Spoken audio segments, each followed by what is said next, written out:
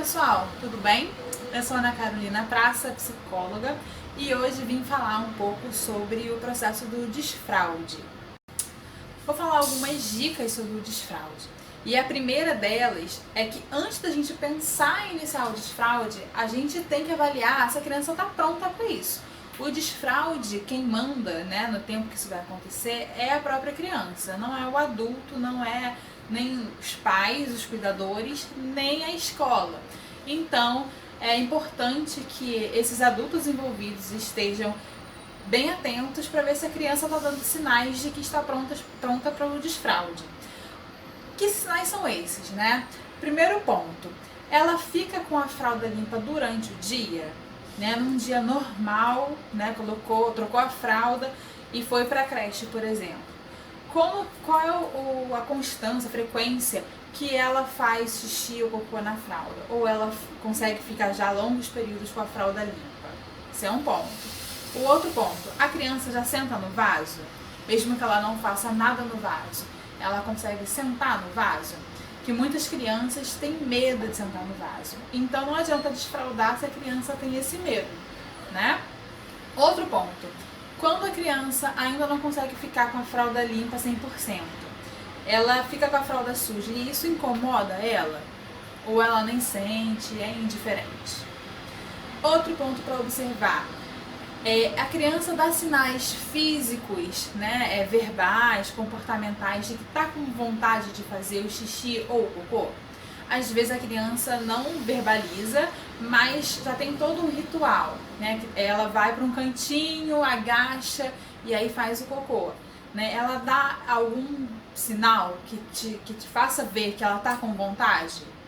E o último ponto que deve ser observado para ver se a criança já está pronta para o desfraude ela obedece comandos simples. E agora algumas dicas para o processo do desfraude, Primeiro ponto, a criança ela tem que já identificar o banheiro como o local apropriado para isso. Então, observar os pais no uso do banheiro, ser orientada efetivamente quanto a isso, mas ela tem que entender que o banheiro que é o local para isso. Outra questão é retirar primeiro a fralda que a criança usa durante o dia. A fralda noturna a gente ainda deixa um tempo. Ou do soninho, aquela soneca da tarde, a gente ainda permanece. A gente tira primeiro a fralda que ela usa durante o dia. E fundamental nessa parte, não se volta atrás, Retirou a fralda durante o dia, retirou. Não tem, mas e se eu precisar ficar ocupada e meu filho vai ficar sozinho, sem fralda, Sozinho assim, sem a observação constante? Sim, retirou a fralda, é que nem no desmame, No desmame também, retirou o peito, não se volta atrás. Aliás, se você quiser que eu fale sobre desmame, deixa um comentário aqui ou manda direct para eu ver se é um assunto que vocês querem também que eu fale. Uma outra dica, a princípio, meninos têm que aprender a fazer o xixi sentado, que é mais fácil, porque as crianças têm dificuldade no início de diferenciar o que é a vontade do xixi, o que é a vontade do cocô. Então, para não ter essa confusão dos meninos, o indicado é que no início do desfraude eles façam o xixi sentado. A questão do xixi em pé é bem cultural e tem famílias que, independente de idade, de desfraude, o homem, a criança, o menino, continua fazendo xixi sentado. E isso não quer dizer nada sobre masculinidade, nada sobre questão de gênero, de opção sexual, enfim, é apenas uma questão cultural. E como cultura, cada família vai ter a sua. Se depois quiser ensinar o menino a fazer o xixi em pé, ensina através de modelo, ensina através de orientação. Mas para o desfraude, a orientação primeira o homem vai fazer xixi sentado primeiro e depois ele vai aprendendo, se for o caso, o modelo do xixi em pé. Uma outra dica, assim que começar o desfraude, ofereça sempre o banheiro. Mas não é oferecer assim, você quer ir ao banheiro? Porque a criança ainda não vai ver a necessidade de ir ao banheiro. O desfraude está apenas começando. Então vamos ao banheiro, pega a criança e leva ao banheiro. Vai fazer birra porque não quer parar de brincar, não quer sair de frente da televisão. Não estou falando que vai ser fácil, é difícil mesmo, mas é necessário que seja assim. E aí você deixa a criança alguns segundos no vaso para ver se ela vai fazer alguma coisa. Depois você vai aumentando esse tempo no vaso gradativamente. Não é aconselhável deixar, principalmente no início, a criança por longos períodos no vaso, senão aquilo fica sendo traumatizante para ela, não é educativo. Então você vai deixando um pouquinho e aí se a criança fez ou não fez, enfim, levanta, sai. Depois você oferece novamente o banheiro e aí deixa mais um pouquinho de tempo e assim vai.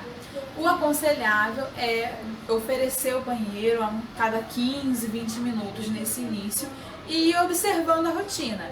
Que horas mais ou menos que a criança costuma fazer o xixi, que horas que ela costuma fazer o cocô, e aí você vai sendo mais assertivo nos horários que você oferece. E quando você for ficando mais assertivo, aí você consegue ir espaçando mais essas interrupções, né, para ir ao banheiro. Voltando na questão da fralda noturna, depois que a criança já dominar bastante o controle de esfíncter durante o dia, a gente retira a fralda noturna também, dos soninhos, enfim. Mas o importante é, enquanto ela ainda usar a fralda noturna, retirar logo que a criança acorda. Não é assim, ela acorda e sempre faz um xixi. Se ela acorda e sempre vai fazer xixi, então ela vai acordar, tirar a fralda seca e vai pro vaso fazer o xixi. O primeiro xixi deve ser no vaso, a fralda é somente no período de sono. E agora, as duas últimas dicas, que na verdade é uma dica só, tem a ver com as facilidades que a gente pode promover para ajudar no processo, que são utensílios, né? Pode ser indicado o redutor de assento ou então o apoio de pé. Como eu falei, muitas crianças têm medo do vaso sanitário porque eles geralmente são grandes, né? Então a criança fica desequilibrada e ela não alcança o pé no chão. Então ela tem medo de cair, tanto para dentro do vaso quanto para fora do vaso. Então isso também pode afetar a relação dela com o vaso sanitário.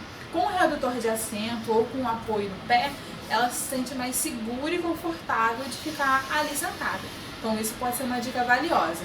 E outra dica valiosa é usar roupas que a criança consiga tirar facilmente, coisas com zíper, com velcro, para que ela tenha autonomia também de sentindo vontade ir até o banheiro e tirar a própria roupa e fazer a necessidade dela.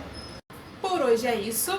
Se vocês ficaram com alguma dúvida ou querem que eu fale mais sobre algum ponto, como a questão do desmame que eu falei antes, é só entrar em contato pelo comentário, por e-mail, por direct, que aí eu volto aqui e a gente continua se falando. Beijo e até o próximo vídeo.